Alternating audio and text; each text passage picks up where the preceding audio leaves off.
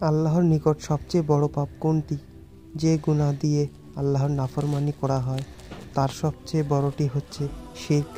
মহান আল্লাহ বলেন, যারা বলে যে মারিয়াম তনয় মাসিহ আল্লাহ, তারা কাফের। অথচ মাসি বলেন, হে বনি ইসরায়েল, তোমরা আমার পালনকর্তা এবং তোমাদের পালনকর্তা আল্লাহর ইবাদত করো। নিশ্চয় যে ব্যক্তি আল্লাহর সাথে শিরক করে, আল্লাহ তার জন্য জান্নাত হারাম করে দিয়েছেন, তার বাসস্থান হচ্ছে জাহান্নাম। আর অত্যাচারীদের কোনো সাহায্যকারী নেই।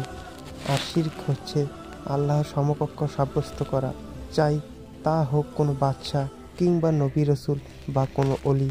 আল্লাহ ব্যতীত অথবা আল্লাহর সাথে তাকে ডাকা বা তাকে ভয় করা বা তার উপর ভরসা করা, তার কাছে কোনো কিছু চাওয়া অথবা অন্য কোনো ইবাদত তার জন্য সম্পাদন করা, এটি বড় গুনাহ।